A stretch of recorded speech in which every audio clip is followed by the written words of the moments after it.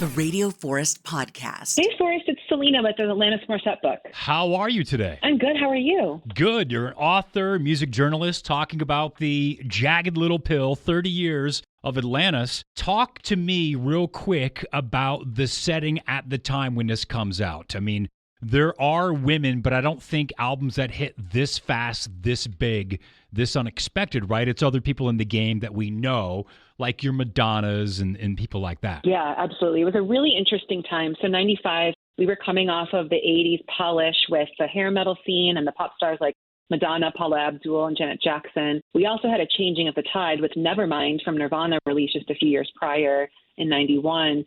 And so when Alanis came through, she combined all of that. She had an album that had the angst and the rebellion of a Nevermind, but it really had some more feminist anthems and provided a new conversation that opened it up for women and not being ashamed of how they felt on a variety of topics. How was she able to get the rock cred that she had being relatively unknown? Like, this is her third album, but mostly just in Canada, but this broke her into the mainstream. So she picks up Dave Navarro from the Chili Peppers and Jane's Addiction. Also Flea on bass. You got Matt Logg on drums for AC/DC. And then you've got Ben Mont playing organ, and he's from Tom Petty and the Heartbreakers. So these guys are all superstars already. How were they convinced to jump on a kind of unknown star at this time? Yeah, at the time, and Taylor Hawkins, of course, her drummer, at the time, those individuals weren't very well known yet. There were auditions like any other band might have, but her manager, who I spoke to for the book, Scott Welch, was very insistent that she needed a rock band. Even though she was a singer-songwriter, it couldn't just be her on a stage.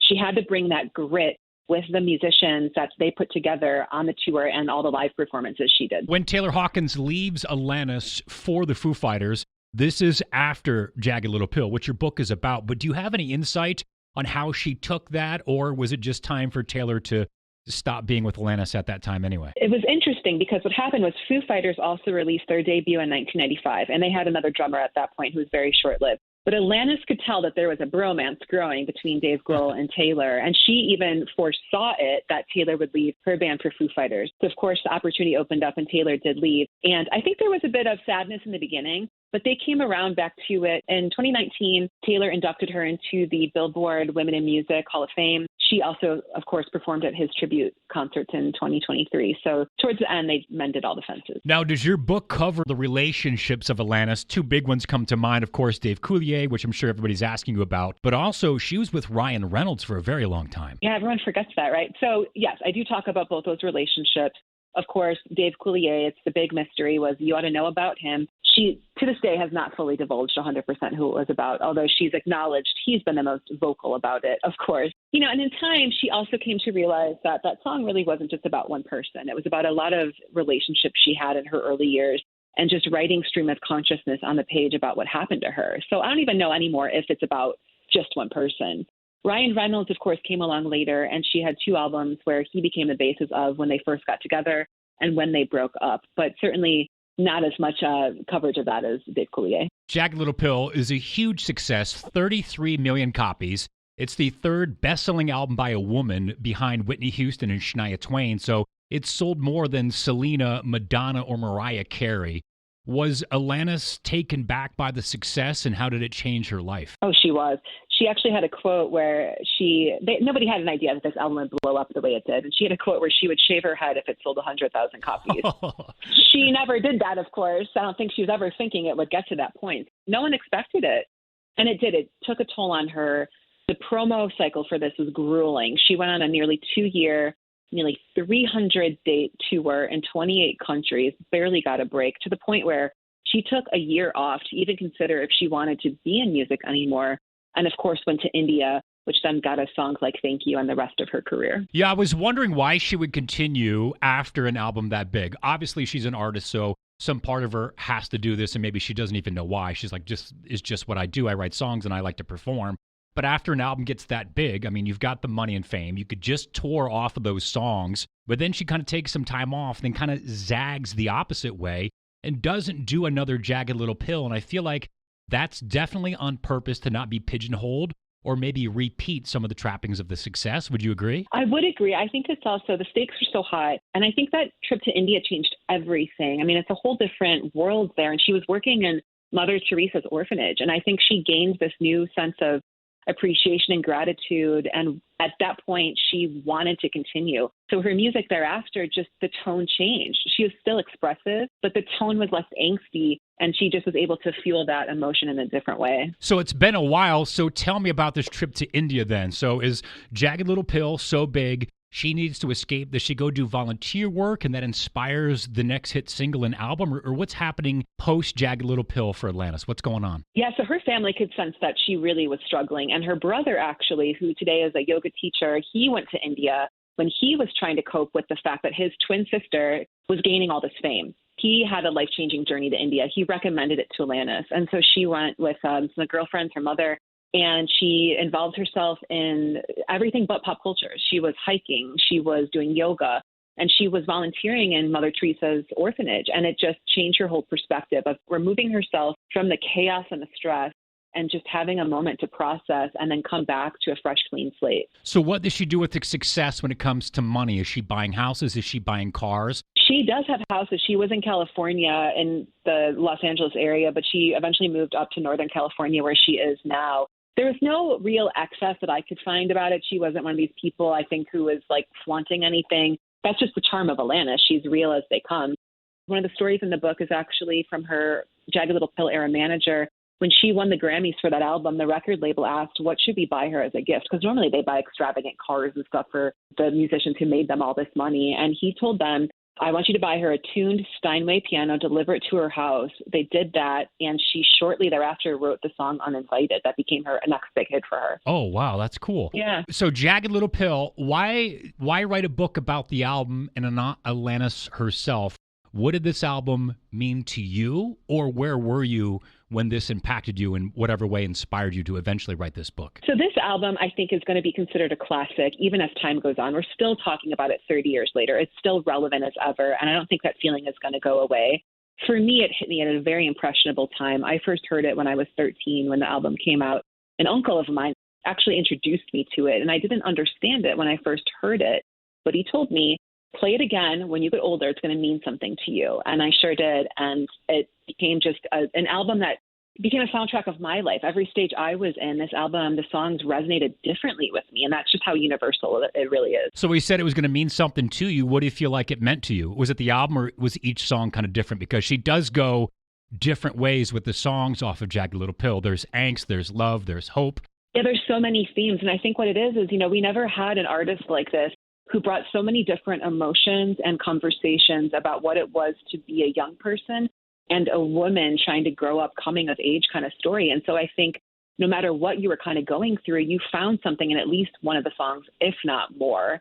And for me, it's, when I listened to the album early on, of course, you ought to know I was dealing with teenage heartbreak, and that was my anthem. Now, as I've gotten older and I'm a stepmom to a young 14-year-old, I listen to a song like Perfect, and I'm like, oh my goodness, I have to watch out for that in my own kid to make sure that she's not having the same, struggles that Alanis did when she was a teenager. As a music journalist, can you tell me maybe some of the interviews that stand out in your mind, either recently or just some of your all-time favorites or ones that kind of caught you off guard? There's been so many. I've been so blessed to have this career. I think one of my favorites was my very first one.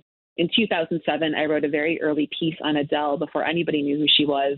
I saw her at a 100-person cap room in Chicago where I'm based. There's maybe 20 people there. I was hanging out with her. That was incredible. I also got the chance to fly to Nashville and spend a day with Jack White, which was incredible, and getting in the mind of an artist.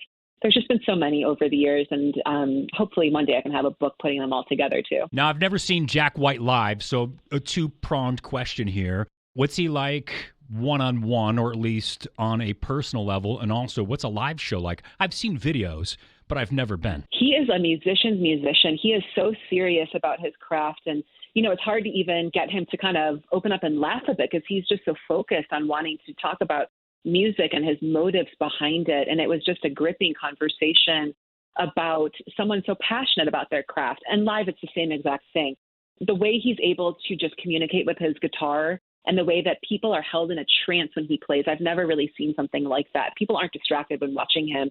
he is just someone who just puts all of his energy and fire into the performing arts. What about the Deftones? I know you've also interviewed them. Did that one stand out in any way, or is there any insight to the band you felt like from the interview with the Deftones? I love the Deftones. That was a few years back, and I can't remember who I actually interviewed from it. It wasn't Chino. It was a great interview, and actually I'm hoping, because their anniversary of their first album, Adrenaline, is this October, also turning 30 years old, and I'm fingers crossed, maybe we'll get an interview with them. I'm trying. We'll see. What about some recent concerts you've seen? Also, again, being a music journalist, you go to a lot of shows, like we talked about seeing Jack White live several times. And for me, it's not always the biggest show I've been to. Sometimes one catches me off guard and just sticks with me for whatever reason. So what are some of those shows for you? Few that stand out recently, Beyonce on her Cowboy Carter tour, Kendrick Lamar and SZA was just last weekend. I saw Post Malone with Jelly Roll at Wrigley Field, and Paul Simon, actually. He's doing an incredible tour. He's 82 right now. He's lost a lot of his hearing, but he's performing these songs for probably the last time. So just a gamut of things. I think the things that stand out to me lately are just how women are really dominating. Beyonce's Cowboy Carter tour was one of the most fantastic, gripping, poignant shows I've ever seen. A few weeks back, I also saw an up-and-coming band from Austin called Die Spitz, 4-piece punk rock act with the energy they're going to be incredible. They're going to blow up. Watch out for them. Tattoos. Any regrets? Most painful, most meaningful? Wow, what a great question. I am covered. So I have a ton. I got my first one at 18.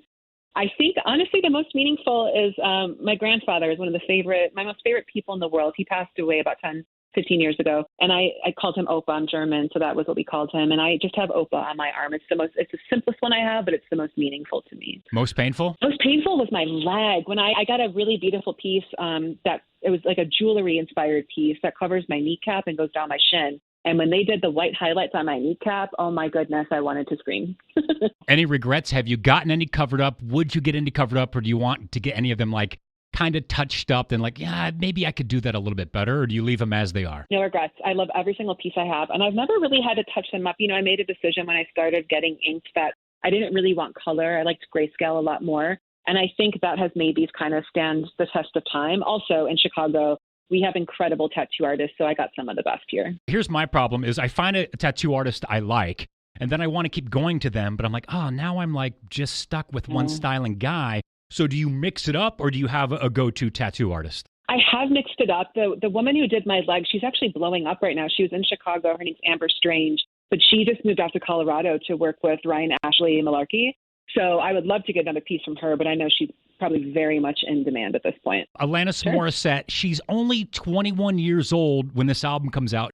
Was this the plan, to be like a famous rock star, or this catch her off guard? Oh, I don't think so at all. She was willing to shave her head if this even sold 100,000 copies.